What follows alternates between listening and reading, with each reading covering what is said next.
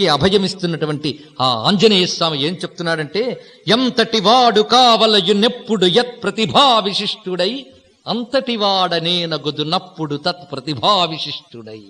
ఎప్పుడు ఎంత కావాలో అంత వాడినవుతాను నేను అనే మాట మనకు చెప్తున్నారు. అంతక ప్రాంగణ స్థిత మహాధ్వజవద్భుజదండ తీవ్రుడన్ చింతిత కార్యముల్ తనరచేయగ కల్పత రూపమానుడన్. నేను ఎటువంటి వాడినో తెలుసా? అంతక ప్రాంగణ స్థిత మహాధ్వజవద్భుజదండ తీవ్రుడన్. నా భుజదండం ఉన్నదే అది ఎటువంటిదంటే, యముని యొక్క ప్రాంగణంలో రెపరెపలాడుతున్నటువంటి ధ్వజము యొక్క దండము వంటి భుజం నాది అన్నాడు ఆయన. అంటే అర్థం ఏమిటంటే, అంత విశాలమై, అంత తీవ్రమై, అంత భయంకరమైన ఈ భుజం రాక్షసులకి యమలోకాన్ని చూపిస్తుంది అన్నాడు. అంత సంహరింపజేయగలిగిన శక్తి కలిగిన ఈ భుజం ఇదే. నేను ఎటువంటి వాడినో తెలుసా? చింతిత కార్యముల్ తనరజేయగ కల్పత రూపమానుడన్. నన్ను చింతించిన వారి యొక్క కార్యములన్నీ సిద్ధింపజేసేటువంటి కల్పవృక్షము వంటి వాడను అంటున్నాడు హనుమంతుడు. మనకు చెప్తున్న అభయం అది. మనల్ని చుట్టుముట్టే రాక్షసులందరినీ కూడా నేల పడగొట్టగలిగే శక్తి కలిగిన భుజదండం కలిగిన స్వామి మన చింతిత కార్యములన్నీ సిద్ధింపజేసేటువంటి కల్పవృక్ష సమానుడు. అందుకే శ్రీరామ హృదయానందం భక్త కల్పమహీరుహం ఉజ్జదాదిత్య సంకాసముదార భుజ విక్రమం కందర్పకోటి లావణ్యం సర్వ విద్యా విశారదం శ్రీరామ హృదయానందం భక్త కల్పమహీరుహం అభయం వరదం దౌర్భ్యాం కలయే మారుతాత్మజం అని మంత్రశాస్త్రం కీర్తించింది. ఉజ్జదాదిత్య సంకాసం, ఉదయిస్తున్నటువంటి సూర్యుని వలె ప్రకాశిస్తున్నటువంటి అరుణవర్ణంతో ప్రకాశిస్తున్న హనుమ ఉదార భుజ విక్రమం, మహోన్నతమైన భుజ విక్రమం కలిగినటువంటి వాడు శ్రీరామ హృదయానందం. ఆయన ఎవరయ్యా అంటే సాక్షాత్కరించిన రామ హృదయం ఆయన. రాముడు హృదయం రూపు కట్టి ఎదురుగా వస్తే హనుమ ఎటువంటిది? రాముడు హృదయంలో ఉన్న ఆనందం రూపు కట్టి వస్తే హనుమంతుట. శ్రీరామ హృదయానందం. ఆయన ఎవరు? భక్త కల్పమహీరుహం, భక్తులకు కల్పవృక్షం వంటి వాడు అయినటువంటి హనుమ కనబడిన వెంటనే గొంతు ఎత్తి ఎలుగెత్తి స్తోత్రిస్తున్నారు వానరులందరూ. వాళ్ళ గొంతులతో గొంతులు కలుపుతున్నారు ఋషులు దేవతలు అందరూ కూడా. దేవతలు ఋషులు సమస్త దిక్కుల్లో ఉన్న మహాత్ములందరూ కూడా ఆ వీరాంజనేయుణ్ణి స్తోత్రం చేస్తున్నారు. మంగళ రూప అయ్య హరి మర్కట మర్కట పంచవక్త్ర ఖట్వాంగ మహాశిఖేట కుధరామృత కుంభశృణి ప్రదీపితో తుంగ కరాంబుజాత నవతోయద మూర్తి త్రిపంచనేత్ర సర్పాంగద కంఠహార కరుణాంబుధి నన్ కృపజూడు మారుతి. ఓ మారుతి, మంగళ రూప అయ్యా హరిమర్కట మర్కట. హరిమర్కట మర్కట అనేది హనుమన్ మంత్రం. ఆ మంత్రమూర్తి అంతా కనబడ్డాట. ఆయన పంచముఖాంజనేయుడు.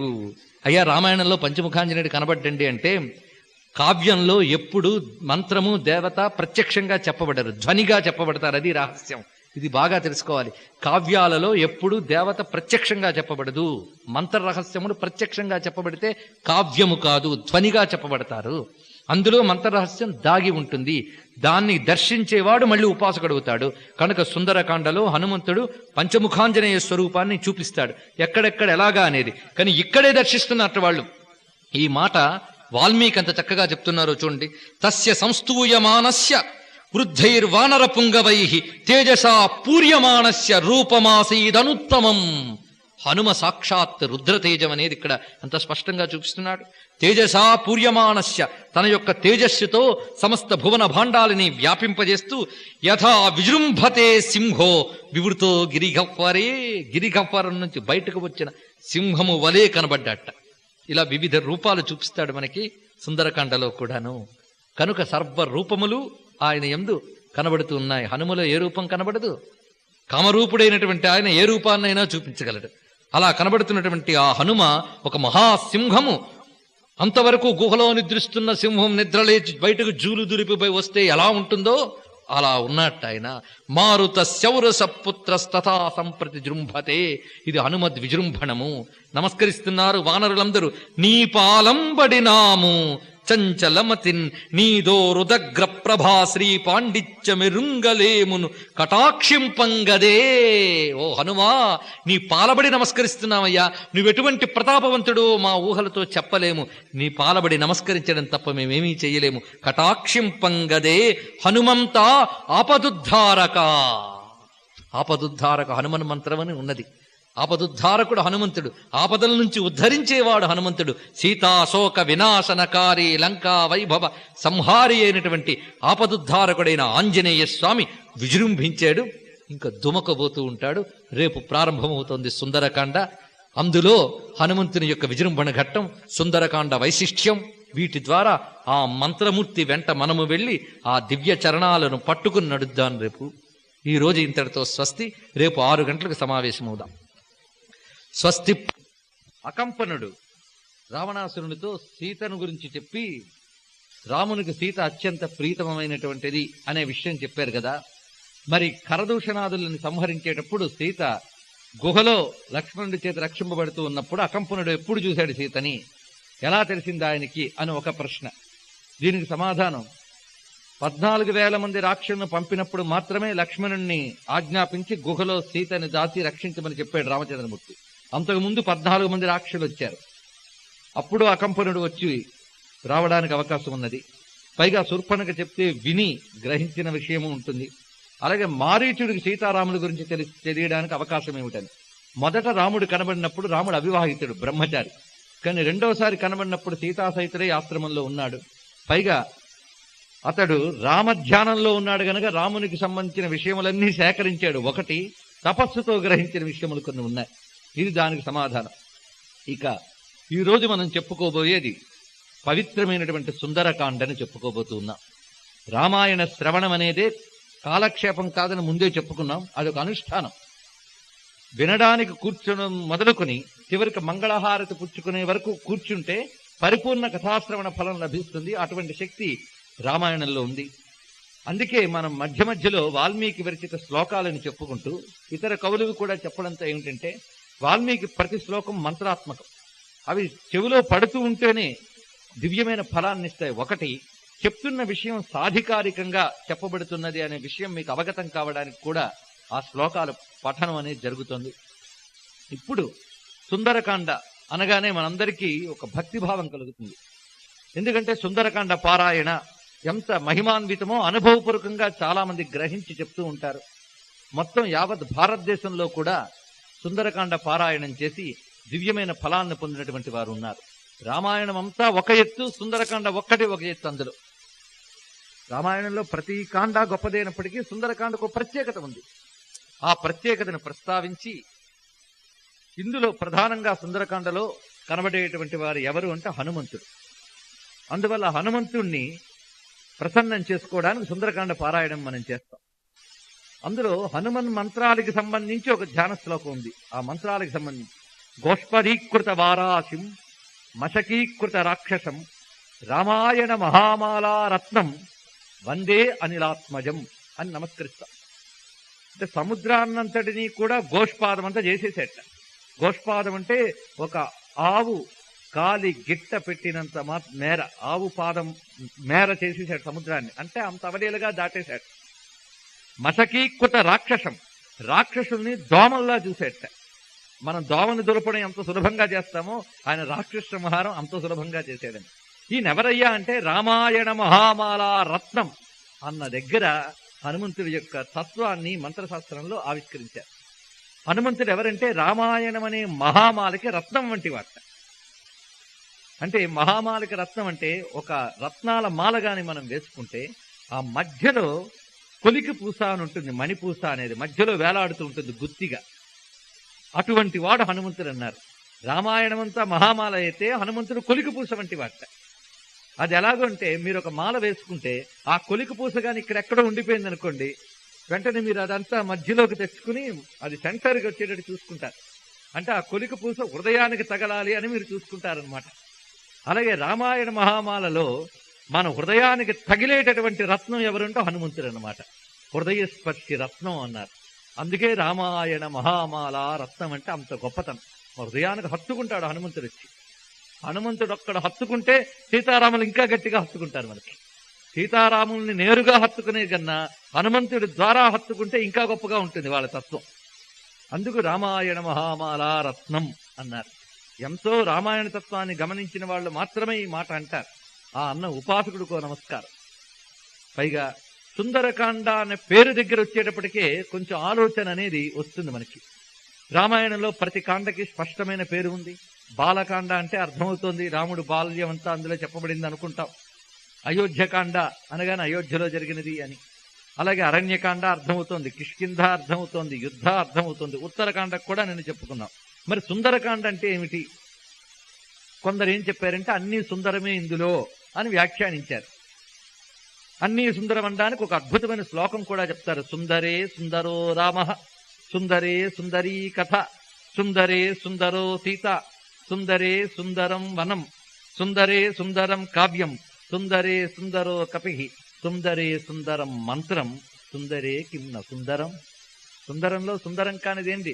రాముడు సుందరుడే, కథా సుందరమే, సీతా సుందరమే, అందులో వర్ణించిన వనము సుందరం, కావ్యం సుందరం. అంటే కావ్యగతమైన అంశములు, వర్ణనలు, అలంకారాలు ఇవన్నీ కూడా సుందరంగా ఉంటాయని. ఇక హనుమంతుడు ఇందులో చాలా సుందరంగా కనబడతాడని ఇలాంటివన్నీ చెప్పి సుందరంలో సుందరం కానిదేమిటి అన్నారు. చాలా బాగున్నది. అయితే రామాయణంలో మిగిలిన చోట్ల సుందరం లేదా? రాముడు మిగిలిన చోట సుందరుడు కాదా? సీత మిగిలిన చోట్ల సుందరి కాదా? అంటే అన్ని చోట్ల రాముడు సుందరుడే. రామ అనే నామానికే సుందర అని మరొక అర్థం. అందువల్ల సుందర అంటేనే రాముడు. రాముడు ఎక్కడ చెప్పినా సుందరమే. రామాయణమే సుందరం ఒక్క మాటలో చెప్పాలంటే. కానీ ప్రత్యేకించి సుందర అని పెట్టడానికి కారణం ఏంటనేది పరిశీలిద్దాం ఇప్పుడు ఇందులో. దీని గురించి శాస్త్రాదుల్లో చెప్పేటప్పుడు బీజకాండం అన్నారు సుందరకాండని. సుందరకాండ బీజకాండంట. అంటే బీజంలో వృక్షమంతా ఇమిడి ఉన్నట్లుగానే రామాయణ కావ్యం యొక్క సమస్త వస్తువు, సమస్త సారము సుందరకాండలో దాగి ఉందిట. అందుకు బీజకాండం అని పేరు దీనికి. పైగా యథా సర్వేషు దేవేషు రామః ప్రియతమో మతః తథా రామాయణే సర్వే సుందరకాండ ఉత్తమః అన్నారు. దేవతలందరిలో రాముని వలె రామాయణంలో సుందరకాండ అని చెప్పారు. అంత ఉత్కృష్టమైనది అని వర్ణించారు. ఇక్కడ సుందర శబ్దానికి ఇంకా అనేక విధములైన అర్థం చెప్పుకోవాలి. ఎందుకు సుందరకాండ అని ప్రత్యేకించి పెట్టారు అనేటువంటి. రామాయణంలో కథ మొత్తంలో రాముడు, సీత, పాత్రలు అన్నీ కనబడతాయి. కానీ సుందరకాండలో హనుమంతుడు ఒక్కడే ప్రధాన పాత్ర. మీరు గమనించితే రాముడు కూడా సుందరకాండలో పాత్ర కాదు. రాముడు కనిపించని కాండ ఏదైనా ఉన్నదంటే సుందరకాండ ఒక్కటే. ప్రతి కాండలో కూడా రాముడు కనబడతాడు, రాముడు సంభాషణలన్నీ ఉంటాయి. కానీ ఒక్క సుందరకాండలో మాత్రం రాముడు కనబడ్డు మీకు ఎక్కడా కూడా. రాముడు ఎంట్రన్సే ఉండదు. కిష్కింధతో పూర్తయి మళ్ళీ యుద్ధతో మొదలు పెడతాడు. అంటే సుందరకాండ అంతంలో మళ్ళీ వస్తాడు హనుమంతుడు వెళ్ళి జాడ చెప్పడం వరకు. అప్పటి వరకు కూడా రాముడు కనబడ్డు. సుందరకాండ చివరిలో కనబడతాడు. అయినా రాముడు కనబడతాడు సుందరకాండలో. మిగిలిన చోట్ల కనబడిన దానికన్నా గొప్పగా కనబడతాడు. ఎలా కనబడుతున్నాడంటే హనుమంతుడి ద్వారా కనబడతాడు రాముడు. అందులో విశేషం. మిగిలిన చోట్ల రాముడు నేరుగా కనబడితే సుందరకాండలో రాముడిని హనుమంతుడు చూపిస్తాడు మనకి. రాముడు ఎలా ఉన్నాడో చూపిస్తుంటాడు. అంటే రాముణ్ణి మనం హనుమంతుడి హృదయంలో, హనుమంతుడి మాటల్లో చూస్తున్నాం అన్నమాట. భగవంతుడిని నేరుగా చూడడం కన్నా భక్తుడు గుండెలో, భక్తుడి మాటలో చూసినప్పుడు ఇంకా అందంగా కనబడతాడు ఆయన. అందువల్ల రామదర్శనం హనుమంతుడితో కలిసి జరుగుతుంది మనకి ఇందులో. పైగా సీతాతత్వం బాగా ఆవిష్కరింపబడ్డ గొప్ప కాండం సుందరకాండ. మొత్తం పాత్ర అంతా హనుమంతుడిని చుట్టుకునే ఉంటుంది. మొత్తంగా హనుమంతుడు సముద్ర లంఘనం చేయడం మొదలుగున చివరికి రాముడితో సందేశం చెప్పినప్పుడు కూడా కేవలం హనుమంతుడే. ఒక్క ఘట్టంలో కూడా హనుమంతుడు లేకుండా ఒక్క ఘట్టం ఉండదు, ఒక్క సన్నివేశము ఉండదు.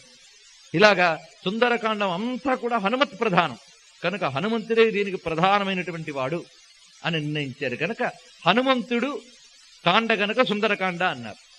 అయితే హనుమంతుడికి సుందరానికి సంబంధం ఏమిటి అంటే హనుమంతుడి పేరేమిటి? హనుమంతుడు అంటే మంచి దవడలున్నవాడు అని అర్థం. అది పేరు ఎలా అవుతుంది? లక్షణాన్ని తెలియజేస్తుంది. పోను ఆంజనేయుడు అంటామంటే అంజనీదేవి కొడుకు, అంతేగాని అది పేరు ఎలా అవుతుంది? కానీ హనుమంతునికి పేరేమిటి అనేది ప్రశ్నిస్తే మంత్రశాస్త్రం చెప్పిన సమాధానం ఏమిటంటే హనుమంతుడికి పేరు సుందరుడు అని. హనుమంతుడి పేరుట సుందరుడు అనేటటువంటిది. కనుక సుందర హనుమన్ మహామంత్రం అని మంత్రశాస్త్రంలో ప్రత్యేకించి చెప్పబడుతుంది. కనుక మంత్రశాస్త్రంలో చెప్పబడ్డ హనుమంతుడి యొక్క పేరుని ఈ కాండకు పెట్టారు. ఆ సుందర హనుమన్ మహామంత్రంలో చెప్పబడ్డ రహస్య విషయాలన్నీ ఈ కాండంలో నిక్షిప్తం చేశాడు వాల్మీకి. అందువల్ల సుందర హనుమన్ మహామంత్ర ఫలం, సుందరకాండ పారాయణ ఫలం ఒకటవుతుంది మనకి. ఆ హనుమత్ శక్తి అంతా దీనిలో పుంజీభూతం చేశారు. దీనికోసం మనం సంహితలు చూస్తే పరాశర సంహిత మొదలైన మంత్రశాస్త్ర గ్రంథాలు వెళితే దీని గురించి స్పష్టమైనటువంటి విషయం మనకు కనబడుతుంది.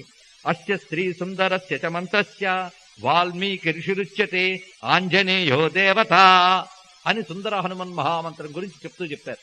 దానికి ద్రష్ట వాల్మీకి అని, ఆంజనేయుడి దేవత అని చెప్తూ ధ్యాన శ్లోకంగా హనుమంతుడి గురించి చెప్తూ బాలార్కాయుత తేజసం త్రిభువన ప్రక్షోభకం సుందరం సుగ్రీవాది సమస్త వానరగణై సంసేవ్య పాదాంబుజం నాదేనైవ సమస్త రాక్షసగణాన్ సంత్రాసయంతం ప్రభుం శ్రీమద్రామ పదాంబుజ స్మృతిరతం ధ్యాయామి వాతాత్మజం అని మంత్రశాస్త్రంలో హనుమంతునికి సంబంధించిన ధ్యాన శ్లోకం. ఇందులో మొదటి వాక్యంలోనే బాలార్కాయుత తేజసం త్రిభువన ప్రక్షోభకం సుందరం అని మాట వేశారు. సుందరుడైనటువంటి హనుమంతుణ్ణి నమస్కరిస్తున్నాను. హనుమంతుడి సౌందర్యం గురించే మంత్రశాస్త్రంలో మరో చోట చెప్తాడు. ఉజ్జదాదిత్య సంకాసముదార భుజ విక్రమం కందర్పకోటి లావణ్యం సర్వ విద్యా విశారదం అన్నారు. హనుమంతుడు ఎటువంటి వాడంటే కందర్పకోటి లావణ్యం అంట. ఆయన అంటే కోటి మన్మథుల సొగసుందుట హనుమంతుని వద్ద. ఆ దృఢమైనటువంటి గాత్రంలో ఉన్నటువంటి సౌందర్యం అటువంటిది అని మంత్రశాస్త్రం వర్ణించింది. ఏమిటంత సౌందర్యం అంటే ఆ ఋషి దర్శించాడు అంత దివ్యంగా. పైగా ఈ సౌందర్యం సుందరం అనే శబ్దానికి అర్థం ఏమిటంటే సుందరః అనే శబ్దానికి సుతరాం ఆద్రియతే ఇది సుందరః, సుతరాం ఆద్రియతే ఇది సుందరః అంటే బాగా ఆదరింపబడేవాడు అని అర్థం. ఎవరైతే బాగా ఆదరింపబడతారో వాడు సుందరుడు. హనుమంతుడు అందరి చేత ఆదరింపబడేవాడు. హనుమంతుడు అనగానే ఒక ప్రేమ, ఒక ఉత్సాహం, ఆదరణ అందరికీ లభిస్తుంది. అందువల్ల హనుమంతుడు సుందరుడు, అందరి చేత ఆదరింపబడేటువంటి దివ్యమైనటువంటి పాత్ర. ఈ విధంగా కూడా సుందరుడు అని అన్నారు స్వామిని. పైగా పద్మపురాణంలో శివుడు హనుమద్ అవతారం గురించి చెప్తూ మదంసజో మహాబాహు మహాబల పరాక్రమ సుభగ సుందర శ్రీమాన్ అని చెప్తాడు పద్మపురాణంలో. నా అంశతో అవతరిస్తాడు ఎవరు? ఆంజనేయ స్వామి. ఆయన సుభగుడు సుందరుడు శ్రీమాన్ అని చెప్పారు కనుక సుందర నామం అక్కడ శివుడు కూడా ఉచ్చరించాడు. కాంచనాద్రి కమనీయ విగ్రహం అన్నారు కదా స్వామిని. ఇది ఒక అర్థం, మంత్రశాస్త్రపరంగా చెప్పబడిన అర్థం. ఈ విధంగా రామాయణంలో మంత్రశాస్త్రపరమైనటువంటి రహస్యాలున్నాయి. అందుకే సుందరే సుందరో రామ ఇత్యాది శ్లోకాల్లో సుందరే సుందరం మంత్రం అనే మాట కూడా చెప్పబడింది. ఇందులో ప్రధానంగా 32 నామాలు హనుమంతునివి సుందర హనుమన్ మహామంత్రంలో చెప్పబడతాయి. ఆ నామాలన్నీ కూడా సుందరకాండలో చక్కగా క్రోడీకరించి వాల్మీకి గ్రథనం చేస్తాడు సుందరకాండని. ఇది ఇంకొక అర్థం. ఇక శాస్త్రపరంగా కావ్యపరమైన అర్థం ఏమిటంటే అలంకార శాస్త్రంలో సుందర అనే శబ్దానికి వాళ్ళు ఇచ్చిన భాష్యం ఏమిటంటే ఇది చాలా ఔచిత్యమైనటువంటి భాష్యం. శబ్దశాస్త్రవేత్తలు, అలంకార శాస్త్రవేత్తలు దీన్ని తెలియజేశారు. అదేమిటంటే పోయిన వస్తువు దొరికితే, కనబడితే అప్పుడు మనస్సుకు కలిగేటటువంటి ఏ ఆనంద భావం ఉందో ఆ భావానికి పేరు సుందరం అని చెప్తారు. ఆ విధంగా మనకి సీత జాడ, అంతవరకు కనబడకుండా ఉన్నటువంటి సీత జాడ దొరికేటటువంటి కాండం ఇది గనక దీని పేరు సుందర కాండ అని కూడా చెప్పారని అలంకార శాస్త్ర పరిభాష. ఇలాగా మంత్రశాస్త్ర పరంగా, కావ్యపరంగా, హనుమత్ తత్వపరంగా, వీటన్నిటి పరంగా సుందరకాండ. ఇక రామశబ్దానికే సుందర అని అర్థం. ఇందులో రాముడు మరింత రామంగా కనబడుతున్నాడు గనక ఆయన పరంగా కూడా సుందరమే. పైగా ఈ ఒక్క కాండంలోనే రామాయణ సర్వస్వం ఆధారపడింది గనక మళ్ళీ రామాయణం అంతటి పేరు దీనికి పెట్టాలి గనక సుందర కాండ అని పెట్టడంలో రామతత్వాన్ని బాగా తెలియజేసేటటువంటి కాండ అని చెప్పడం కూడా. కనుక సుందరకాండ అనే మాటే ఒక పెద్ద మంత్రంలా ఉంటుంది. ఇందులో ఏముందో తెలియకపోయినా సుందరకాండ అన్న మాట వింటేనే ఒక ఉత్సాహం, ఆనందం కలుగుతుంది. కారణం ఆ పేరులో దాగినటువంటి శక్తి అటువంటిది అన్నమాట. ఇలా ఉన్నటువంటి ఆ దివ్యమైన సుందరకాండలో ప్రథమ శ్లోకం తతో రావణ నీతాయా సీతాయా శత్రుకర్షణ ఇయేష పదమన్వేష్టం చారణాచరితే పథి అని ప్రారంభమవుతోంది. సుందరకాండలో ఒక్కొక్క శ్లోకం మళ్ళీ మంత్రతుల్యం. దీని మహాత్మ్యాన్ని వ్యాసదేవుడు పురాణాల్లో వ్యాఖ్యానిస్తాడు. వాల్మీకి రచించిన రామాయణం పారాయణ ఫలాన్న ఇతర పురాణాల్లో చెప్పాడు వ్యాసుడు. ఎందుకంటే వ్యాసుడు పురాణవేత్త. కావ్యంలో దాగిన మంత్రమర్మాలు అవన్నీ కావ్యంలో చెప్పరు, పురాణంలో చెప్పాలి. కనుక దీనిలో ఉన్న మర్మాలు అక్కడ చెప్తాడు. ఇతర సంహితలు, మంత్రశాస్త్ర గ్రంథాలు కూడా రామాయణ పారాయణ ఫలాన్ని, సుందరకాండ ఫలాన్ని ప్రత్యేకించి చెప్తాయి. అందులో కొన్ని శ్లోకాలు ఏవి దేనికి వినియోగించాలో చెప్పారు మంత్రశాస్త్రవేత్తలు. తతో రావణనీతాయాహ అనేటటువంటి శ్లోకం గాని పారాయణ చేసి మనం ఎక్కడికైనా బయలుదేరితే కార్యసిద్ధి లభిస్తుంది అని చెప్పారు. ఈ ప్రథమ శ్లోకాన్ని గాని పారాయణ చేసి వెళితే కార్యసిద్ధి లభిస్తుందని. ఇలాగ సుందరకాండలో ఒక్కొక్క ఘట్టానికి శ్లోకానికి కూడా ఫలస్థితులు ఉన్నాయి. అవన్నీ ఒక్కొక్క మందు వంటిది. ఏం ఫలం ఇస్తుందో మనకు తెలియదు, వాడుకుంటూ వెళ్ళడమే. మాత్రలు ఏమి చేస్తుందో మనకు తెలియదు, వేసుకోవడం మాత్రమే, లోపల దాని పని చేసుకుంటుంది. అదేవిధంగా మంత్రాత్మకమైనటువంటి దివ్య శబ్దాలున్నాయి. కథాపరంగా మన నిర్మలమైన హృదయంతో కూర్చుని మనం శుద్ధులం కావాలని పారాయణ చెయ్యాలి. బాగా మీరు దృష్టిలో పెట్టుకోండి, దైవారాధన గాని పూజలు గాని స్తోత్రాలు గాని ఎందుకు చెయ్యాలి అంటే చిత్తశుద్ధి కోసం చెయ్యాలి. ఇందుకు తప్ప మరి దేనికి కాదు. మనం అనుకుంటాం దానివల్ల ఏదో ఫలం రావాలి అని. వస్తుంది, అందులో సందేహం లేదు, తప్పకుండా వచ్చి తీరుతుంది. కానీ ప్రధానమైనటువంటి ఫలం మాత్రం చిత్తశుద్ధే. ఒకరు ఒక వస్తువుని మనకి ఇచ్చారంటే అందంగా ప్యాక్ చేసి ఇస్తారు. ఆ ప్యాకింగ్ చాలా అందంగా ఆకర్షణీయంగా ఉంటుంది. కానీ ఆ లోపల ఉన్న వస్తువే ప్రధానంగానే, పైన ఉన్నటువంటి కాగితం రేపరు ప్రధానం కాదు. అదేవిధంగా మనం వీటి పారాయణ వల్ల వచ్చే ఫలంలో భౌతికమైన ప్రయోజనాలన్నీ రేపర్ లాంటివి. అసలైన ప్రయోజనం చిత్తశుద్ధి. కనుక చిత్తశుద్ధి కోసమే అన్నీ చేయాలి. చిత్తస్య శుద్ధయే కర్మ. మనలో ఉన్నటువంటి వికారములన్నీ తొలగడానికే పారాయణం చేయాలి. అంతేగాని ఏదో మహిమ వస్తుంది అని కాదు. మహిమ ఉండవచ్చు గాక, గొప్పదొచ్చినప్పుడు మహిమ తప్పకుండా ఉంటుంది. కానీ మనం మాత్రం చిత్తశుద్ధి కోసం కేంద్రీకరించుకుని ఎప్పటికప్పుడు అది చెక్ చేసుకుంటూ ఉండాలి. చిత్తశుద్ధి తెచ్చుకుంటూ భగవంతుడిని ఆరాధిస్తున్న కొద్దీ చిత్తశుద్ధి పెరుగుతూ ఉంటుంది. కనుక చిత్తశుద్ధి కోసం ప్రయత్నం అనేది ఉండాలి. ఆ నిర్మలత్వం అనేది చాలా అవసరం. ఆ చిత్తశుద్ధే ప్రధానమైనటువంటి ప్రయోజనంగా అటువంటి శుద్ధమైన చిత్తంలో హనుమత్ సీతాలక్ష్మణ భరత శత్రుఘ్న పరివార సమేత శ్రీ రామచంద్రమూర్తిని దర్శించాలి. అందుకోసం మన పారాయణంతా సాగాలి. ఆ దర్శనం కోసం ఈరోజు ఈ ప్రవచన రూపంలో ఆయన్ను ఉపాసిద్దాం. తతో రావణనీతాయా తతః అటు పిమ్మట అని మొదలు పెడుతున్నారు.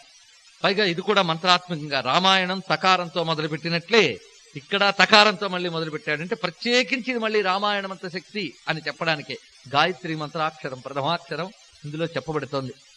అంటే రామాయణంలో ఉన్న శక్తికి ఇది సారవంతంగా ఉంది గనక ప్రారంభం మళ్ళీ అలా చేస్తున్నారు. తత్ సవితుర్వ, తత్ అనే శబ్దం పరబ్రహ్మ వాచకం, దానితో మొదలుపెట్టారు. కనుక మంత్రాది ఉపదేశములు లేకపోయినప్పటికీ సుందరకాండ శ్లోకాలు చదువుతూ ఉంటే ఆ మంత్రశక్తులన్నీ, ఎన్ని మంత్రశక్తులు ఉన్నాయో మనకు తెలియదు, అవన్నీ ఇందులో జాగృతమవుతాయి. ఇవి కూడా ఇందులో ఉన్నాయి. కానీ మనకి ఇటీవల కాలంలో వ్యాఖ్యానించేటువంటి ఆధునికులు రామాయణాన్ని కేవలం కావ్యంగా, కేవలం ఆదర్శ గ్రంథంగా చెప్తూ ఇవన్నీ తర్వాతి వాళ్ళందరూ కల్పించుకున్నారు, రాముడు ఒక ఆదర్శ పురుషుడు అని చెప్తూ అందులో విష్ణుత్వాన్ని గాని హనుమంతుల్లో రుద్రత్వాన్ని గాని అంగీకరించారు. కానీ అటువంటి ధోరణి కూడా తప్పు. అలాగని కేవలం ఇది ఆధ్యాత్మిక గ్రంథం అనడము తప్పు. రెండింటినీ దీనిలో గ్రహించాలని మొదటి నుండి చెప్పుకుంటూ వస్తున్నాం. భారతీయ సంస్కృతిలో దేనికదే కాదు, అన్నీ కలిసి ఉంటాయి. ప్రతి విద్యకి ఒకదానికొకటి సంబంధం ఉంటుంది. అదేవిధంగా ఇందులో అన్నీ జరగాలి. దైవం అనుకూలించాలి, వ్యక్తి యొక్క ప్రయత్నము ఉండాలి.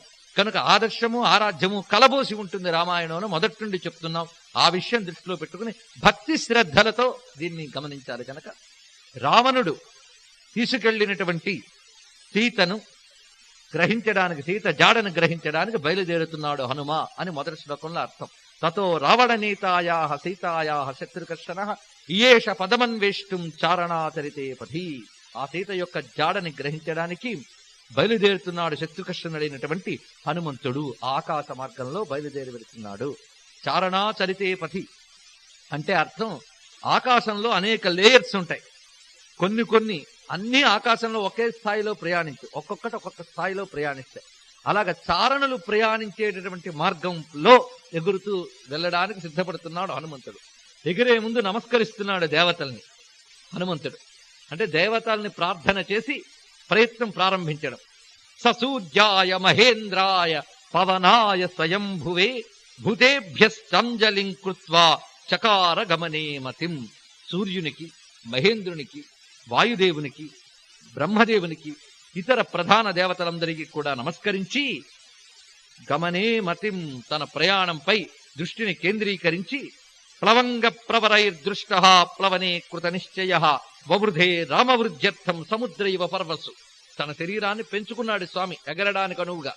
ఎలా పెంచుకున్నాడు అంటే సముద్ర ఇవ పర్వసు, పర్వకాలంలో సముద్రం వలె అన్నారు.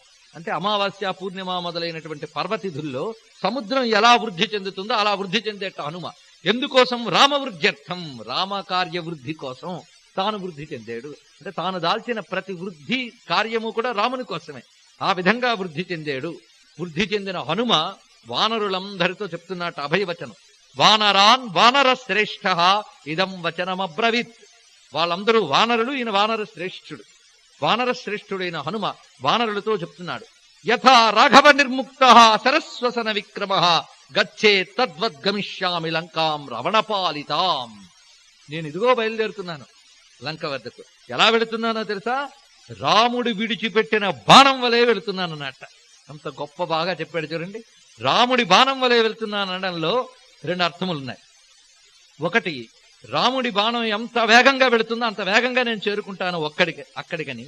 రెండు, నేను నిమిత్త మాత్రుణ్ణి, నేను రాముడు ప్రయోగించిన బాణాన్ని మాత్రమే అని చెప్పడం. అది అహంకార త్యాగం. అది రాముడు ప్రయోగించిన బాణం వంటి వాణ్ణి, అంటే నన్ను పంపిస్తున్నవాడు రాముడు గాని నా శక్తి సమర్థములు ఏవీ లేవు, అంతా రాముడే చేస్తున్నాడు అనేటటువంటి ప్రభు పాదాలకి తన యొక్క కర్తృత్వ అహంకారాన్ని త్యాగం చేయడం అనేటువంటిది ఇందులో కనబడుతున్నది. ఇంకొక వైపు రాముడి బాణం ఎప్పుడు దుష్ట శిక్షణ కోసమే కేంద్రీకరింపబడుతుంది. ఆ పని చేయడానికి వెళ్తున్నాను నేను అనడం. అమోఘం రాము బాణం వేసేడా వెళ్ళి ఫలించి తీరుతుంది, అందువల్ల నేను వెళ్ళానా కార్యసిద్ధి చేసి వస్తాను అని చెప్పడం ఒకటి. ఇది రాముడు ప్రయోగిస్తున్న రెండో బాణం. లంక మీదకి రాముడు ప్రయోగించిన ఒక బాణం అప్పటికే అక్కడ చేరి ఉన్నది. ఆవిడెవరంటే సీతమ్మ. ఆవిడొక మహాస్త్రం, ఈయన రెండవ అస్త్రం వెళ్తున్నాడు. ఈయన ఇలాగా రావణుడిని సంహరించడానికి ముందే బయలుదేరి వెళ్ళిపోయింది అమ్మ, ఇప్పుడు బయలుదేరి వెళ్తున్నాడు హనుమ. ఈ హనుమ రాఘవ నిర్ముక్త సరస్వసన విక్రమ, రాఘవుని యొక్క బాణం వంటి విక్రమత్వము అని ఇన్ని భావాలు ఒక్క మాటలో చెప్పి, నహి ద్రక్ష్యామి యదితాం లంకాయాం జనకాత్మజాం అనేనైవ హి వేగేన గమిష్యామి సురాలయం. ఇప్పుడు వెళుతున్నాను, లంకలో గాని సీత కనబడకపోయిందా ఇదే వేగంతో ఇంద్రలోకానికి వెళ్తాను. అక్కడ ఉంటే అక్కడైనా సరే సీత జాడ కనుక్కుని వస్తాను. ఇది వా త్రిదివే సీతాం న ద్రక్ష్యామి యకృతశ్రమ. ఒకవేళ అక్కడ కూడా నాకు సీత కనబడకపోతే బద్ధ్వా రాక్షసరాజానం ఆనయిష్యామి రావణం, ఇంకా రావణుణ్ణి బంధించి తీసుకొచ్చేస్తానంటున్నాడు. అంటే అశ్రమ, మళ్ళీ లంక వరకు శ్రమ లేకుండా వెళతాను, అక్కడ సీత కనబడకపోతే శ్రమ లేకుండానే స్వర్గానికి వెళతాను, అక్కడ కూడా కనబడకపోతే రావణాసురుణ్ణి బంధించి తీసుకొచ్చేస్తాను. సర్వదా కృతకార్యోహం ఏష్యామి సహసీతయా ఆనయిష్యామి వా లంకా సముత్పాట్యం సరావణం. తప్పకుండా కృతకృత్యుణ్ణి నేను వస్తాను, సీత జాడ కనుక్కుని వస్తాను, లేదా లంకని మొత్తంగా రావణుడితో సహా లంకని మొత్తాన్ని చుట్టూ తీసుకొచ్చేస్తాను నా తోకతో అని చెప్తున్నాడు ఆయన. దశయోజన విస్తీర్ణాం త్రింశజ్యోజనమాయతాం ఛాయా వానరసింహస్య జలే చారుతరా భవేత్ అని చెప్పి ఆయన ఎగరడానికి సిద్ధపడుతున్నప్పుడు నమస్కరించాడు, ఎగరబోతున్నాడు. ఆ ఎగరబోతున్నప్పుడు ఆ పాదాలని నొక్కి ఎగురుతున్నట్ట. ఆ నొక్కడంతోనే మహేంద్ర పర్వతం లోపలికి గుంజుకుపోయినట్టు అయిపోయింది, లాగివేసినట్లుగా. ఆ పాదాల యొక్క ఘాతానికి ఒక కంపనం ఏర్పడింది ఆ పర్వతంలో. దానితో పక్షులు, జంతువులు ఇవన్నీ ఏదైనా ప్రళయమో భూకంపమో వస్తున్నాయేమో అటు ఇటు చెదరిపోతున్నాయట. ఇక గైరెక్కలు మొదలైనటువంటి ధాతువులు కరగి ప్రవహిస్తూ ఉన్నాయి ఆ పర్వతంలో. అప్పుడు ఆయన ఎగురుతూ ఉంటే తన ప్రాణాలు ఎగిరిపోతున్నాయా అన్నంత భయపడిపోయింది మహేంద్ర పర్వతం ఆ వేగానికి, ఆ బలానికి. ఒక్కసారి హనుమంతుడు ఎగరగానే అప్పుడు మళ్ళీ పైకి లేచింది మహేంద్ర పర్వతం. ఆ వేగానికి ఏం జరిగిందంటే కొన్ని వృక్షాలు ఆ వాయువేగానికి పెకలించుకుపోయి హనుమంతుడి వెంట కొంత దూరం వెళ్ళాయట. అలా వెళుతూ ఉంటే హనుమంతుడు ఆయన యొక్క నీడ పడుతోందిట ఆ సముద్రం మీద. ఉత్సాహంతో వీళ్ళందరూ సింహనాదాలు చేస్తూ ఉన్నారు, వానరులందరూ కూడా. అలాగ హనుమంతుడి యొక్క ప్రయాణం ప్రారంభమవుతోంది. ఇక్కడి నుంచి మన హనుమ వెంట వెళుతూ ఉండాలి. ఒకటి, ఆయన యొక్క ఆదర్శాన్ని గమనించడం, రెండు, ఆరాధ్యమూర్తిని ఆరాధిస్తూ ఉపాసిస్తూ వెళ్ళడం. ఇందులో మొదట జరుగుతున్నది ఏమిటంటే, కొంత దూరం వెళ్ళగానే మైనాకుడు అనే పర్వతం సముద్రంలోంచి లేచి వచ్చింది. ఈ మైనాకుడు అనే పర్వతం అంతకుముందు ఎప్పుడో పర్వతాలకి రెక్కలు ఉండేవి, అలాగే ఈ మైనాకుడికి ఉండేది. కానీ ఇంద్రుడు ఆ రెక్కల్ని తెగనరికి ఈ పర్వతాలని నియంత్రించేటప్పుడు వాయుదేవుడి యొక్క రికమెండేషన్ మీద ఈ మైనాకుడిని విడిచిపెట్టేట. ఆ మైనాకుడి సముద్రం లోపల ఉన్నాడు హాయిగా. అయితే ఆ వాయుదేవుని యొక్క పుత్రుడు ఇప్పుడు వస్తున్నాడు గనక కృతజ్ఞత ప్రకటించడానికి ఆయన లేచి నిలిచిని, హనుమ కాసేపు ఇక్కడ విశ్రాంతి తీసుకుంటావా అని అడిగేట. ఇందులో కృతజ్ఞతాగుణం ఎంత గొప్పగా కనబడుతుంది చూడండి. ఎప్పుడో ఆయన తండ్రి చేసిన ఒక సాయాన్ని గుర్తు పెట్టుకుని వారి అబ్బాయిగా తిరిగి తీర్చడానికి సిద్ధపడ్డాడంటే ఒక సాయాన్ని ఎంత గుర్తు పెట్టుకోవాలి. కృతజ్ఞత అనే గుణం రామాయణంలో మొదటి నుంచి మనకు కనబడుతుంది. ఈ మైనాకుడు ప్రకటించింది ఆ కృతజ్ఞత అనే గుణం. అప్పుడు హనుమ మైనాకుణ్ణి ఎంత ఆదరిస్తాడంటే, అవతల ఒకరు ఇదిగో అని ప్రేమగా ఏదైనా ఆఫర్ చేయడం, గ్రహించు అని చెప్పినప్పుడు దాన్ని తిరస్కరించకూడదు. అలాగని అది స్వీకరిస్తే తన కార్యానికి హాని కలుగుతుందంటే మనసు నొప్పించకుండా వ్యవహరించాలి. అందుకు మైనాకునితో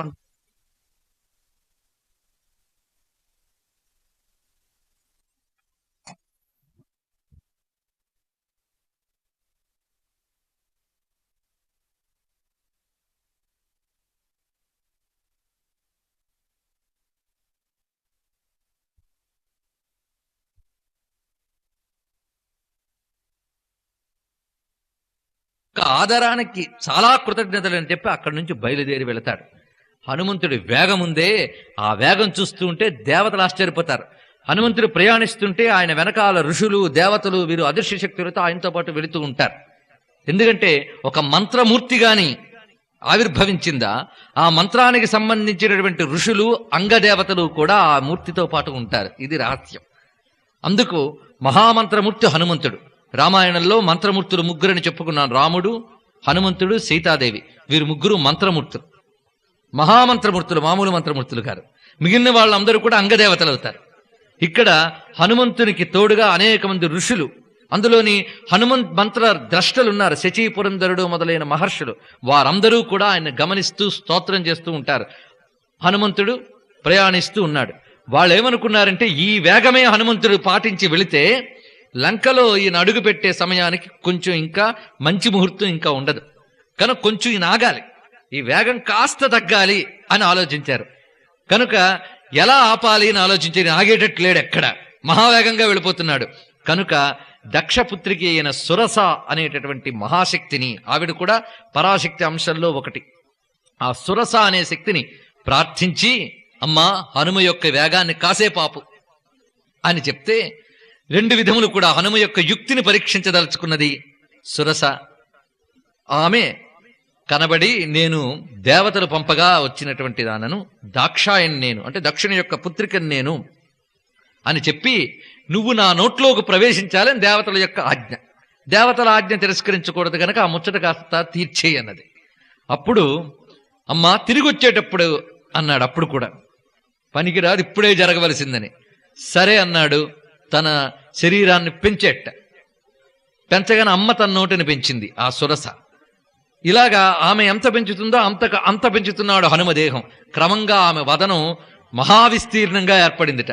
అదే సమయం అని చూసి ఆయన సూక్ష్మ రూపుడే వెళ్ళి ప్రవేశించి బయటకు వచ్చి, అమ్మ మాట చెల్లించుకున్నాను, నేను నోట్లో ప్రవేశించి వచ్చేసాను అన్నాడు ఆయన. ఇక్కడ మెచ్చుకుందిట సురస. వెంటనే ఆ లోపలికి వెళ్ళి రావడంలో ఆయన చూపించినటువంటి బుద్ధి కుశలత ఒకటి. ఇందులో కూడా రహస్యం ఏమిటంటే, రాముడు వెళ్ళేటప్పుడు ఎలాగైతే ఈ మంత్రశక్తులు ఇవన్నీ ఇత్యాదులు రామార్పణం చేశారో, ఇక్కడ ఈ వెళ్ళేటప్పుడు కూడా ఒక మహాశక్తి వచ్చి తన శక్తిని హనుమకి అర్పణం చేసి ఆయన శక్తికి యాడ్ చేసిందనమాట. అది ఇందులో ఉన్నటువంటి రహస్యం. ఆ సురస యొక్క ఆశీస్సులు హనుమకి లభించాయి, శక్తి యొక్క ఆశీస్సులు లభిస్తున్నాయి. ఎందుకంటే తాను చూడబోతున్నది మరో మహాశక్తి అక్కడ ఉన్నది. ఆ మహాశక్తికి అంగదేవతల వంటి శక్తులలో సురస ఒకటి కనుక ఆ శక్తి యొక్క ఆశీర్వచనం ఇక్కడ అతనికి లభించింది. ప్రవిష్టోస్మిహితే వక్త్రం దాక్షాయణి నమోస్తుతే. ఎంత వినయంగా మహాశక్తి గనక అంత చక్కగా నమస్కరించాడు. అమ్మా ఇదిగో ప్రవేశించి వచ్చాను నీ వక్త్రమును, ఓ దాక్షాయణి నీకు నమస్కారం. గమిష్యేయత్ర వైదేహి సత్యశ్చాసీద్వరస్తవ తం దృష్ట్వా వదనాన్ముక్తం చంద్రరాహుముఖాదివ అబ్రవీత్ సురసాదేవి స్వేన రూపేణ వానరం. ఎప్పుడైతే ఈ విధంగా యుక్తిని చూపించి హనుమంతుడు బయటకు వచ్చి నమస్కరించాడో అప్పుడు ఆమె ఆనందంగా ఆశీర్వదిస్తూ అన్నదిట సురసి, అర్థసిద్ధే హరిశ్రేష్ఠ గచ్చ సౌమ్య యథా సుఖం. నీకు అర్థసిద్ధి లభించుగాక గచ్చ సౌమ్య యథాసుఖం, సుఖంగా ప్రయాణించవయ్యా. సమానయిత వైదేహిం రాఘవేణ మహాత్మన, మహాత్ముడైన రాఘవునితో సీతను సమాగమింపజేయు అని ఆశీర్వదించింది సురస. అప్పుడు హనుమ మళ్ళీ ప్రయాణం మొదలయ్యింది. ఇప్పటికి 2 ఆటంకాలను ఎలా దాటి వెళ్ళాడో చూడండి. 3వ ఆటంకం వస్తోంది. అలా హనుమ వెళుతూ ఉంటే ఆ త్రోవలో ఆ సముద్ర మధ్యంలో ఒక రాక్షసు ఉన్నది. ఆమె పేరు సింహిక. ఈమె ఛాయాగ్రాహిణి. ఈమె హిరణ్యకశిపుడు కూతురు అంటారు. అప్పటి నుంచి ఉండేది ఆమె సింహిక అనేటటువంటిది. ఛాయాగ్రాహిణి. ఛాయాగ్రాహకత్వం అనే గొప్ప శక్తి ఉంది ఈమె దగ్గర. అంటే నీడని పట్టుకుంటే మనిషిని పట్టుకోవడం, ఇలాంటివి కొన్ని మంత్రశక్తులు కూడా ఉంటాయి.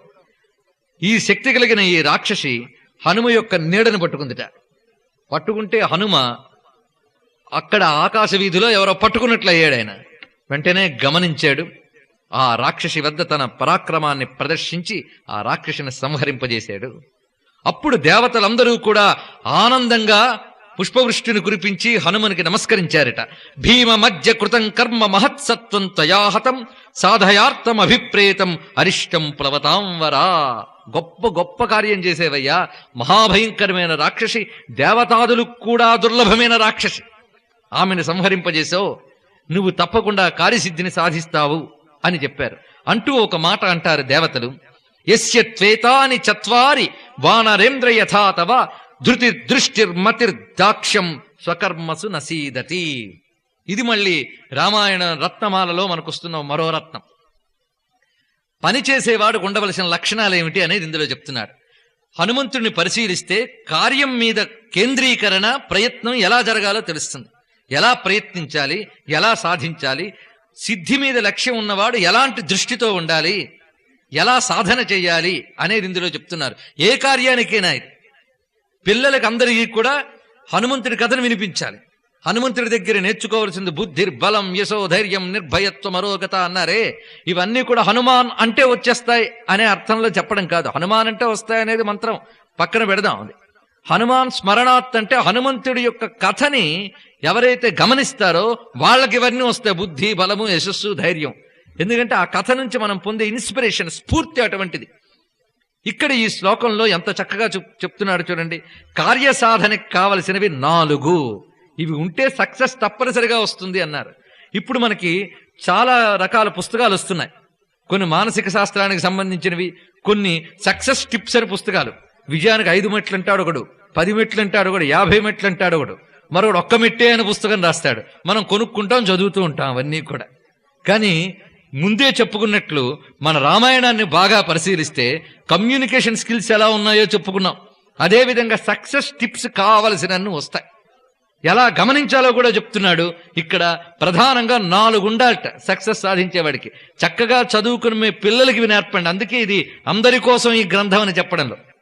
అలాగే ఏదైనా ఒక టార్గెట్ పెట్టుకునేటటువంటి వారు కూడా ఈ శ్లోకాన్ని బాగా మననం చేయాలి. ఏమిటని చెప్తున్నాడంటే ధృతి, దృష్టి, మతి, దాక్ష్యం, ఈ 4 ఉండాలట ఏదైనా పనిని సాధించాలంటే. ఈ 4 ఉన్నవాడు స్వకర్మసు నసీదతి, తన కర్మలో ఎప్పుడూ దెబ్బతినడు, సాధించి తీరతాడు. ఈ 4 ఏమిటి? ధృతి. ధృతి అంటే ధైర్యం, పట్టుదల, అంటే ఎప్పుడు సడలిపోకూడదు.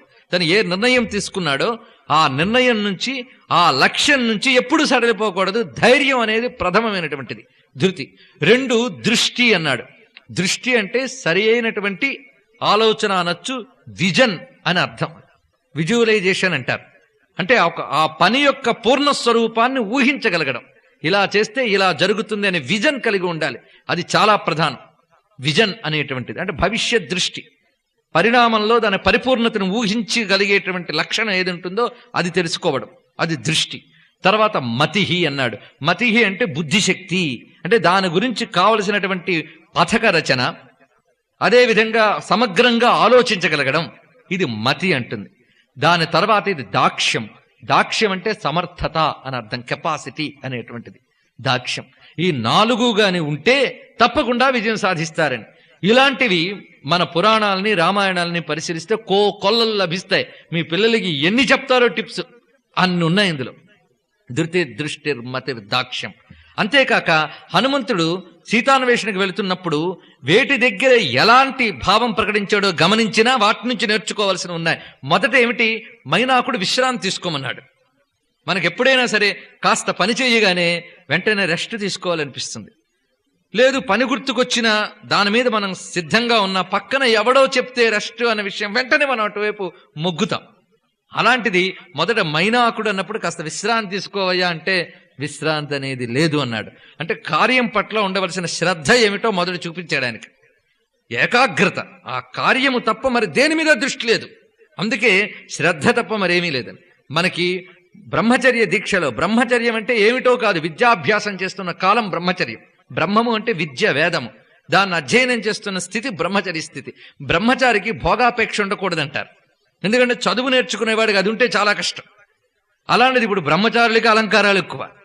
అసలు బ్రహ్మచారికి ఏం చెప్పారంటే శుభ్రత కోసం స్నానం తప్ప అలంకారం కోసం స్నానం పనికిరాదన్నారు. సుగంధ ద్రవ్యాలు కలుపుకొని స్నానం చేయరాదు అని చెప్పారు. అలాగే అద్దం చూసుకోరాదని కూడా చెప్పారు. ఇవన్నీ మన వాళ్ళకి చెప్పిన. ఎందుకంటే భోగాపేక్ష అనేటువంటిది వాడికి ఉండరాదని. అలాగే శుభ్రంగా ఉండకూడదని లేదు, శుభ్రత ప్రధానమే, కానీ అలంకార దృష్టి ఉండకూడదని. భోగ దృష్టి ఎప్పుడూ పనికిరాదు, యోగ దృష్టి ఉండాలి. ఈ దేశంలో భోగానికి లీస్ట్ ఇంపార్టెన్స్ యోగానికి. ఎందుకంటే ఇది భోగ దేశం కాదు, యోగ దేశం. యోగం నుంచి భోగానికి జారుకోవడం వల్ల రోగానికి దాకా వెళ్ళిపోతున్నాం మనం. ఆ కాన్సన్ట్రేషన్ అనేటువంటిది, ఏకాగ్రత, తన పని దాని సిద్ధి, ఈ రెండు తప్ప మధ్యలో విశ్రాంతి అనేటువంటి దాని మీద దృష్టి లేదు. విశ్రాంతి వైపు వెళ్ళాడా తమోగుణం లేచిందే. అందువల్ల మొదట మైనాకుడి దగ్గర మనం నేర్చుకోవలసింది ఆయన యొక్క శ్రద్ధ అనేటటువంటి దాన్ని, భోగత్యాగాన్ని, విశ్రాంతి త్యాగాన్ని గమనించాలి. రెండవది ఏమిటంటే యుక్తి. ఆ ఎదురైనప్పుడు ఉద్విగ్నానికి లోను కాకుండా ఏమిటి ఇలా అడ్డుకుంటావు అని అనకుండా ఎదురైనటువంటి మహాశక్తిని గౌరవిస్తూ యుక్తిని ప్రయోగించాడు. ఆటంకాలను ఎలా దాటాలి, ఒక పని సాధించేటప్పుడు అనేక ఆటంకాలు వస్తూ ఉంటాయి. కొన్ని వ్యామోహపరుస్తూ ఉంటాయి, కొన్ని బెదిరిస్తాయి, కొన్నేమో మన బుద్ధిని పరిశీలిస్తాయి. అనేక రకాల ఆటంకాలు వస్తాయి. ప్రతి ఆటంకాన్ని ఎలా ఎదుర్కోవాలో హనుమంతుడి ద్వారా మనం నేర్చుకోవాలన్నమాట. అలా రెండవ ఆటంకంలో యుక్తిని ప్రయోగించాడు, మూడవ ఆటంకంలో శక్తిని ప్రయోగించాడు.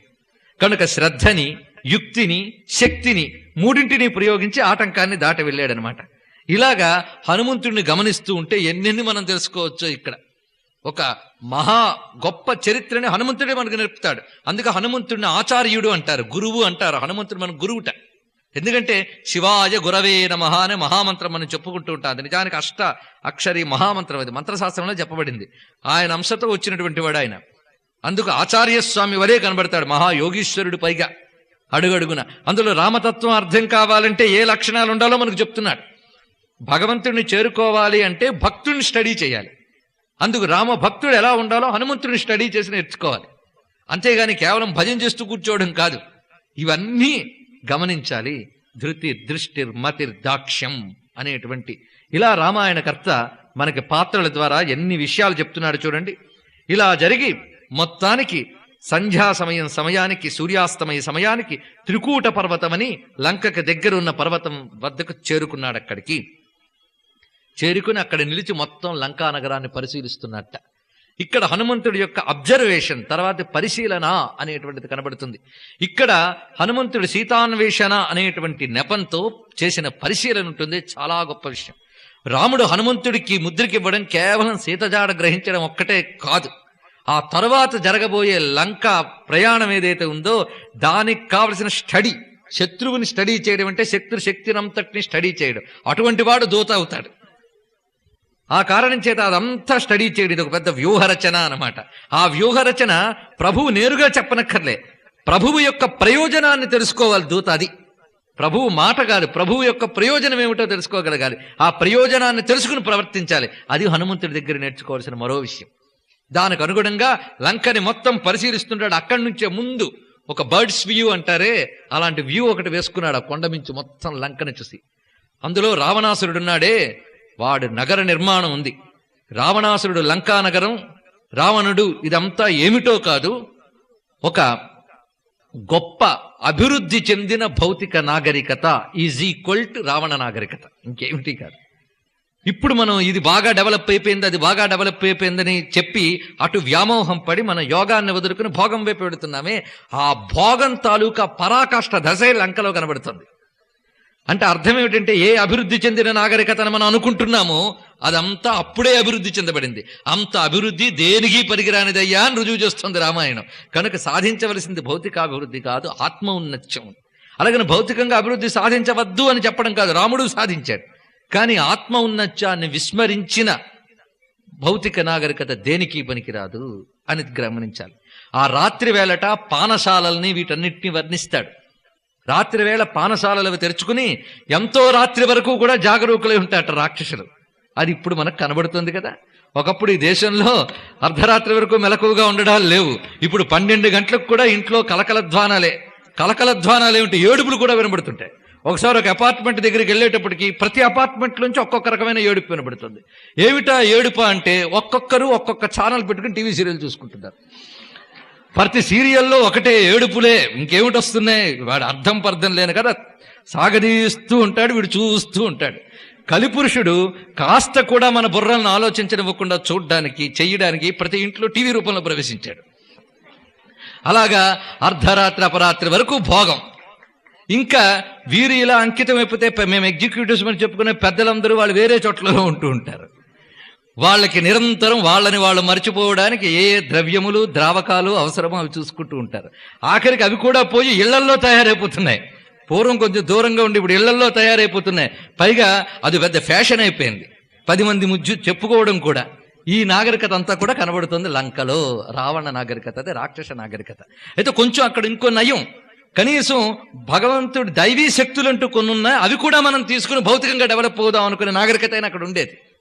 కనుక కొన్ని మంచి లక్షణాలైనా కనబడుతుంటాయి లంకా రాజ్యంలో, అవి కూడా మనకు మృగ్యం. ఇక్కడ ఆ పాట అభివృద్ధి కూడా లేదనమాట.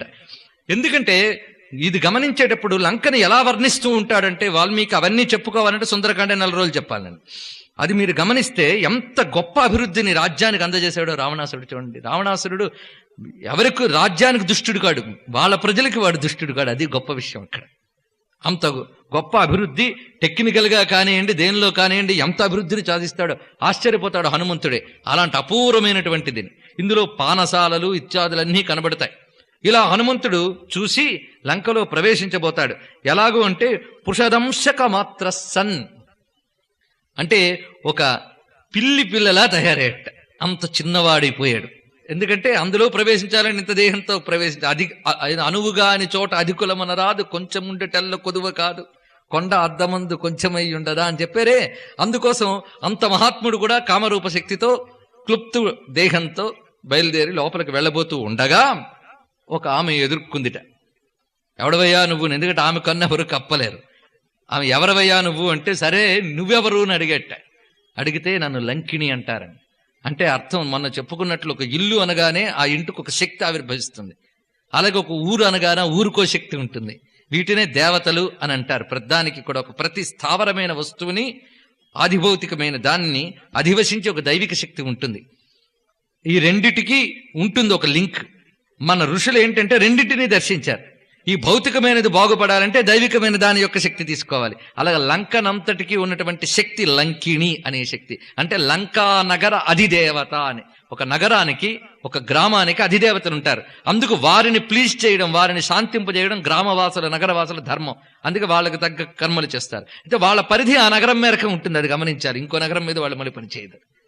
ఇలా లంకా నగర అధిదేవత అడ్డుకుందిట. ఎందుకంటే ఆ అధిదేవత కంటికి సూక్ష్మంగా ప్రవేశించేది కూడా తెలిసిపోతుంది. అడ్డుకుని ఎవరు ఇది నేను లంకా నగరాధిదేవతని అంటే, ఏమిటమ్మా రావణుడు గొప్ప లంకానగర నిర్మాణం చేశారు కదా, ఏదో చూసిపోదామని వచ్చాను, ఒక్కసారి నువ్వు వదిలితే వెళ్ళి చూసి వచ్చేస్తానులే అన్నట్ట. అంటే ఆహా నా కన్ను కప్పి వెళదామనుకుంటున్నావా? వీలు లేదన్నదిట. ఎందుకంటే ఒకవైపు స్త్రీ, వీలైనంత వరకు యుద్ధం లేకుండా ఉండాలని చూస్తాడు మహాత్ముడు. అందువల్ల తాను తగ్గి కనబడుతూనే మాట్లాడుతున్నాడు. కానీ ఆమెకి కోపం వచ్చి అరచెయ్యి తెరిచి ఒక్కడ కొట్టిందిట హనుమని. ఇంకా హనుమ ఊరుకోకూడదు. ఇప్పుడు ఒకవైపు చూస్తున్నాడు, స్త్రీని ఊరుకుంటున్నాడు, కానీ ఆమె చేసిన పని చూశాడు, వెళ్ళనివ్వట్లేదు. ఇంకేం చేయాలని ఎడమ చెయ్యి ఎత్తి కేవలం ఆ వేళ్లని ఇలా బిగించి ఒక్కడ కొట్టేట. పైగా చాలా తక్కువ బలాన్ని ఉపయోగించి కొట్టేట. పెద్ద బలం ఎందుకు ఉపయోగించడం పాపం అనుకుని తక్కువ బలం ఉపయోగించి కొడితే అంత లంకిని నేల మీద దబీమని పడింది. ఆ తక్కువ బలానికి. తర్వాత తేరి చూసి నమస్కరించిందిట. ఇదిగో నీకోసమే చూస్తూ ఉన్నాను నేను. ఎందుకంటే ప్రతి నగరం కూడా దుష్టుడైన పాలకుడు ఉంటే ఏడుస్తుంది, దేశం కూడా ఏడుస్తుంది. అలాగా నాకు ఆ దుష్టుడైన పాలకుడు వల్ల బాధపడుతున్నాను, నాకెప్పుడు విముక్తి అని నేను బ్రహ్మదేవుడిని అడిగితే బ్రహ్మ చెప్పాడు, ఒక వానరుడు వచ్చి నిన్ను కొడతాడు, అప్పుడు విముక్తి లభిస్తుంది అని చెప్పాడు. ఇప్పుడు అది బ్రహ్మవాక్యం నిజమయ్యింది కనుక నువ్వు స్వేచ్ఛగా ప్రయాణించి లోపలికి అంటే హనుమ అప్పుడు అడుగు పెట్టాడు లంకానగరంలో. అడుగు ఎలా పెట్టాడంటే ముందు ఎడంకాలు వేసేట. మనకు అప్పుడు ఉన్నటువంటి ఆ శాస్త్ర నియమాలు చూడండి, ఎప్పుడు ఏ కాలు వేయాలో శాస్త్రాలను చెప్తారు. ప్రయాణ కాలే చ గృహ ప్రవేశే వివాహ కాలేపి చ దక్షిణాంఘ్రిం కృత్వాగతం శత్రుపుర ప్రవేశే వామం నిదధ్యాత్ పురతో నృపాలహ అని చెప్పారు. ప్రయాణ కాలంలో మనం కుడికాలే ముందు పెట్టాలి, అలాగే గృహప్రవేశంలో కుడికాలు ముందు పెట్టాలి, వివాహ కాలంలో కుడికాలు ముందు పెట్టాలి. శుభానికి సూచన. అంటే ఎక్కడ మనం కుడికాలు ముందు పెట్టామో ఆ ఇంట మంగళములు ఉంటాయని. అలా కాకుండా వామమే ముందు పెడితే ఆ ఇంటికి అరిష్టం అనమాట. కనుక లంకకి చేటును సూచిస్తూ ఎడమ పాదం పెట్టి ప్రవేశించేట హనుమ లోపలికి. ఈ విధంగా ప్రవేశించి ఆయన వెతకడం ప్రారంభిస్తున్నాడు. అక్కడ ఉన్నటువంటి ఆ లంకానగరంలో ఈ లోపల చంద్రోదయం అయ్యిందిట. ఆ చంద్రుడు ఎలా కనబడుతున్నాడో చాలా చక్కగా వర్ణించారు. ఆ చంద్రుడు ఎలా ఉన్నాడంటే, సీతని ఇంతవరకు హనుమ చూడలేదు కదా, సీత ముఖం ఇలా ఉంటుంది అని పోలిక చెప్పడానికి నిండు చంద్రుడు అక్కడ కనబడుతున్నట్ట. ఎంత చక్కగా వర్ణించారు చూడండి. అంతేకాదు లంకలో సీత ఉంది, అందులో సందేహం లేదు అని చెప్పడానికి లోపల ఉన్న సీత యొక్క ముఖం ఆకాశం అనే సరస్సులో ప్రతిబింబిస్తుందా అన్నట్లున్నట్టు చంద్రుడు. ఎంత చక్కగా వర్ణించి చూపించారు చూడండి. లంకలోన గలదు లావణ్య నిధి సీత ప్రతిఫలించి ఆమె వదన సీమ ఆకసంపు సరసియందు అన్నయట్లుగా చెలగె మింట కలువ చెలిమికాడు. ఆ చంద్రుడు హనుమకి సహకరిస్తున్నట్ట. ఎందుకంటే రామకార్యం కోసం ప్రకృతి మొత్తం సహకరిస్తుంది. అందుకోసమే ఆత్మగోపనమ్ము అన్వేషణమ్మును రెండు కలుగ సంచరించుటకును. ఇప్పుడు హనుమంతుడికి రెండు కావాలి, అన్వేషణ కావాలంటే వెలుగు కావాలి. కనుక వెలుగుకి వెన్నెల, గట్టి కాంతి ఉంటే తనను తాను కాపాడుకోవడం కష్టం. అందుకోసం అటు చీకటి కాక ఇటు ప్రగాఢమైన కాంతి కాక ఆ లేత వెలుగుని ఇస్తున్నట్లుగా ఉన్నట్ట చందమామ. ఇలా ఉండగా ఆయన ప్రవేశించి లంకలో వెతుకుతున్నాడు. అంతఃపురంలో ప్రవేశించాడు. అనేక మంది స్త్రీలు నిద్రపోతూ ఉన్నారట. వారందరినీ చూస్తూ వస్తున్నాడు. ఇక్కడ కూడా గమనించవలసిన అనేక అంశాలు కనబడతాయి. అందులో ఒక్కొక్కరు భయంకరంగా ఒళ్ళు తెలియకుండా నిద్రపోతున్నట్లు కొంతమంది. అప్పుడు అనుకున్నట్టు ఇందులో సీతమ్మ ఉండదు అని. ఎందుకంటే ఉత్తమమైనటువంటి లక్షణములు కల స్త్రీ ఒద్దికగానే నిద్రపోతుందట. ఆ నిద్రించే లక్షణం చెప్తాడు. వారి యొక్క లక్షణం బట్టి వాళ్ళ నిద్రపోవడం ఉంటుంది, నిద్రపోవడం బట్టి వాళ్ళ లక్షణం చెప్పచ్చట. ఇంత ఒళ్ళుపై తెలియకుండా నిద్రపోవడం అనేటువంటిది అధిక తామసం ఉన్నటువంటి వాళ్ళకు ఉంటుంది. కానీ ఇంతటి ఇంద్రియ జ్ఞానము మాలిన సుషుప్త భావమునకు నిత్య జాగ్రత్తావస్థాభూత అయిన జానకీదేవికి నీ సంబంధంబు లేదు అన్నాడు. ఆమె ఎవరు? నిత్య జాగ్రత్తావస్థా సంభూతురాలు. వాళ్ళలో జాగ్రత్త చైతన్యం ఉంటుంది. మహానిద్ర అంటే విశ్రాంతి కోసం, అంతే అవలీలుగా. ఏమాత్రం అలికిడి వచ్చినా వెంటనే లేస్తారు అటువంటి వారు. కనుక వారికి అంత తమస్సు ఉండదు అనుకున్నట్ట. అనుకుని ఆ వెతుకుతున్నప్పుడు తీరులో స్త్రీలను చూస్తూ అందులో సీత లేదు సీత లేదు సీత లేదని తెలుసుకుంటూ రావడం విషయం ఉందే ఎంత చక్కగా ఉన్నదంటే, రెండు రకాలైనటువంటి వాళ్ళు కనబడుతున్నట్టు. అందులో కొందరు అడుగులు ఎలా ఉన్నాయంటే భూమి మీదకి దిగబడిపోతున్నట్లుగా ఉన్నాయట కొందరు అడుగులు. కొందరు అడుగులు ఎలా ఉన్నాయంటే భూమికి అంటకుండా తేలిపోతూ వెళ్తున్నాయట. అంటే అలా తేలిపోతూ వెళ్ళిపోయేటటువంటి వాళ్ళు దేవతలు, భూమిలోకి దిగిపోయేటట్టుగా అడుగులు వేస్తున్న వాళ్ళు రాక్షసులు.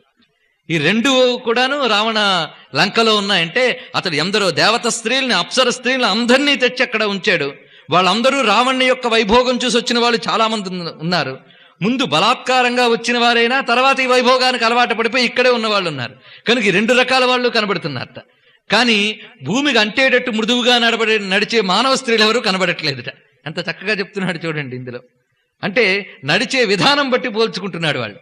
అంటే నడక ఎలా నడవాలి మనిషి అయినటువంటి వాడు అనేది కూడా ఇందులో తెలుసుకోవచ్చు. అలాగో తేలుతూ నడవలేము, కానీ భూమి మీద కాలు తొక్కి ఈడిచి నడవడం అంతా రాక్షస లక్షణం. అందుకే ఈడుపు కాళ్ళు పనికిరాదని, ఈడుపు కాళ్ళు ఏడుపు కళ్ళు ఈ రెండూ కూడా అరిష్టం అని చెప్తారు. అందులో భూమి దిగబడిపోయేటట్టు, అసలు భూమి మీద గట్టిగా కాలు వేయకూడదట. ఏదో నడక కోసం ఎంతో అంతే అవసరం. అంత చక్కగా చెప్పారు చూడండి. ఇలాగ నడుస్తూ ఉంటే దైత్యభావంబు వలె ధాత్రిలో దిగబడిపోక, సురభావంబు వలె ఒట్టి గాలిలో తేలిపోక, ఉత్తమ స్థితి ప్రాపకంపై సమపాళంపైన మానవ ధర్మానురూప గమన లక్షణంబు కలిగిన స్త్రీ వ్యక్తి ఎచ్చోటను కనిపింపక అంజనాసురుండు అందు వినిర్గమించి అక్కడి నుంచి మరో చోటకి వెళ్ళాడు. వెళ్ళేటప్పటికీ అనేక మంది నిద్రపోతూ ఉన్నారు. అప్పుడు అనుకున్నట్ట, వీళ్ళందరూ చూస్తూ ఉన్నప్పుడు వాళ్ళు ఎలాంటి వారో తెలియాలంటే కళ్ళు తెరిస్తే కనబడతాయి. కళ్ళు తెరిస్తే వాళ్ళ యొక్క హృదయ లక్షణం కంటిలో కనబడుతుంది. వీళ్ళందరూ కళ్ళు మూసుకుని నిద్రపోతున్నారయ్య, కనుక వీరు ఎటువంటి వారనేది తెలియదు. సీత జాడ పోల్చుకోవాలంటే మనస్సులో ఒక ఉత్తమమైన స్త్రీ యొక్క లక్షణాలని ఊహించి ఆ లక్షణాలు పోల్చుకోగలిగితే తిరగాలి. ఇంతకు తప్ప మరేమి ఫోటోగ్రఫీ అని చూసాడా ఆయన? అందుకోసం ఆ వెతికేటప్పుడు ఇంకొకటి చూడడం మొదలుపెట్టాట. ఏమిటంటే పాదాలు అని. ఆ పడుకున్న వారి పాదాలను దర్శిస్తున్నట్ట. ఎవరి పాదాలు చూడగానే శిరస్సు వాల్చి నమస్కారం పెట్టాలనిపిస్తుందో ఆ పాదాలున్న తల్లి సీతమ్మ. కనుక అటువంటివి ఎవరివైనా కనబడతాయా అంటే ఒక్కరివి అటువంటివి కనబడలేదుట. అలా వెళుతూ ఉన్నాడు. పైగా ఆ వెళుతున్నప్పుడు కొందరు రాక్షసులు నిద్రపోతున్నారు, కొంతమంది ఇటు స్త్రీలు నిద్రపోతున్నారు. ఇవన్నీ చూశాడు. ఎవరికి పొరపాటున కాలు తగిలినా ఏదొచ్చిందా అని లేచిపోయే అవకాశం ఉంది. కానీ అవకాశం లేకుండా తన దగ్గర అణిమ, మహిమ, లఘిమ, గరిమ ఇచ్చాడు. అష్టసిద్ధులున్నాయి గనక అవేవి ఆ శక్తులతో తాను తిరుగుతున్న జాడ కూడా కనబడినవ్వకుండా చాలా చమత్కారంగా తిరుగుతూ వెళుతున్నట్ట. ఇలా వెళుతున్నటువంటి హనుమ అనుకుంటున్నాడు, అసలు సీతని కనుక్కుంటాను వచ్చేసాను గాని కనుక్కోగలనా? తెలిసిన వాళ్ళనైతే పోల్చుకోవచ్చు. ఎరిగియున్న వారి నెరుగంగనగుగా అగు తాని ఎరుగనట్టి వారి నెరుగుటెట్లు. ఎరిగిన వారిని ఎరగవచ్చు అంటే ఒకప్పుడు చూస్తే పోల్చుకోవచ్చు, తెలిస్తే పోల్చుకోవచ్చు. తెలియని సీతను ఎలా పోల్చుకోగలను? అయితే నాకు సీత తెలియదా అని మళ్ళీ ప్రశ్నించుకున్నాడు. సీత తెలియకపోవడం ఏమిటి అనుకున్నాడు. అవని జాత నెరుగుననుట ఎట్లు పసుగును ఇంత రామచంద్రుని ఎరిగి. ఎంత గొప్పగా చెప్పాడు.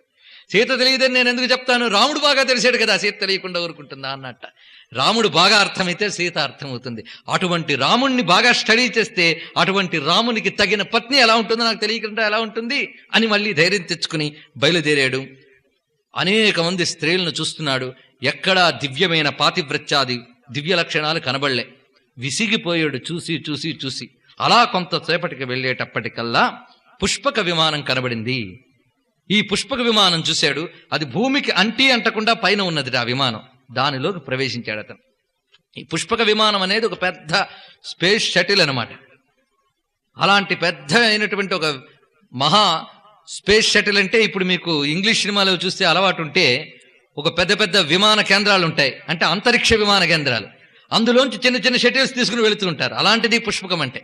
ఎక్కడికి వెళ్ళినా పుష్పకంలో వెళ్ళాడంటే అంతా తీసుకుపోయాడని కాదు, అందులోంచి మళ్ళీ మినీ విమానాలు ఇలాంటివి ఉంటే వాటితో వెళుతూ ఉంటాడు రావణాసురుడు. మొత్తానికి అది అందులోనే ఉండేవాట రావణాసురుడు. అంటే ఎప్పుడైనా ఈ లంకకి ఏదైనా ప్రమాదం వస్తే దాంతోపాటు లేచి వెళ్ళిపోవడానికి కూడా సిద్ధం. అంత ఏ సద్దాం హుసేను పనికిరాడు, అన్ని ఏర్పాట్లు చేసుకున్నాడు అతను శుభ్రంగా. అందులో అనేకమైనటువంటి భోగములున్నాయి, సమస్తములైన బలగాలున్నాయి, అన్నీ ఉన్నాయట. ఆ పుష్పక విమాన సౌందర్యాన్ని వర్ణిస్తాడు. అందులో మళ్ళీ అనేకములైన గృహములు, ద్వారములు ఉన్నాయట. ప్రతి ద్వారం మీద నియుజ్యమానాస్తు గజాసు హస్తాః సకేసరాశ్చోత్పల పత్రహస్తాః బభూవ దేవీ చ కృతాసు హస్తా లక్ష్మీస్తదా పద్మిని పద్మహస్తా అని వర్ణిస్తున్నాడు సుందరకాండలో. అంటే ఆ ద్వారముల వద్ద ఏమున్నాయి అంటే రెండు వైపులా ఏనుగులు సేవిస్తూ ఉండగా పద్మహస్త అయిన మహాలక్ష్మీదేవి ప్రతిమలున్నాయట ప్రతి చోట. అంటే రామాయణాన్ని మీరు పరిశీలిస్తూ వెళితే భారతీయ శిల్ప సంపద ఎంత ప్రాచీనమైనటువంటిది, ఈ ఆగమ శాస్త్రములు వీటి యొక్క ప్రాచీనత కనబడుతుంది. అలాగే రామాయణ కాలంలో ఉండేటువంటి దేవాలయాది విశేషాలు కూడా అయోధ్యకాండలో వర్ణించుతారు, యుద్ధకాండలో కూడా వర్ణించుతారు. ఇక్కడ రావణ రాజ్యంలో కూడా దేవత ఉపాసన అనేటువంటిది ఉండేదని మహాలక్ష్మీదేవి విగ్రహాలు, అందులో గజలక్ష్మి విగ్రహం చెప్పారు. గజలక్ష్మి విగ్రహం ఏ ఇంట ఉంటుందో ఆ ఇంట ఐశ్వర్యం ఉంటుందని ఆగమశాస్త్రం చెప్తుంది. అందుకే గుమ్మం యొక్క ద్వారం పైన గజలక్ష్మి విగ్రహాన్ని పెడితే ఆ ఇంటికి క్షేమమని. ఇప్పటికీ మీరు ఆలయాలను సందర్శిస్తే ఆలయం యొక్క ముఖద్వారం పైన గజలక్ష్మి విగ్రహం ఉంటుంది. అవి కనబడుతున్నాయన్నారు. అందుకే దేనిని వర్ణనను వదిలిపెట్టకుండా ఆనాటి కట్టడాలు, శిల్ప నిర్మాణములు, వాటికి ఆగమశాస్త్రాలతో ఉన్న సంబంధాలు, వీటన్నిటిని పరిశీలించాలి. ఆగమశాస్త్ర ప్రకారంగా ఒక ప్రతిమకి అన్ని రహస్యాలుంటాయి. ఇవేవీ తెలియకుండా రామాయణ కాలంలో విగ్రహారాధన ఉండేది కాదు, వేదకాలంలో ఉండేవి కావు, ఇవేవో మాట్లాడుతూ ఉంటారు మన వాళ్ళు. ఇప్పటికి 17 యుగాల నాటి కథ ఇది. ఇటీవల ఒక సేతుబంధన దృశ్యం మనకి శాటిలైట్గా అందింది. ఒక సముద్రంలో ఒక సేతు ఉందని.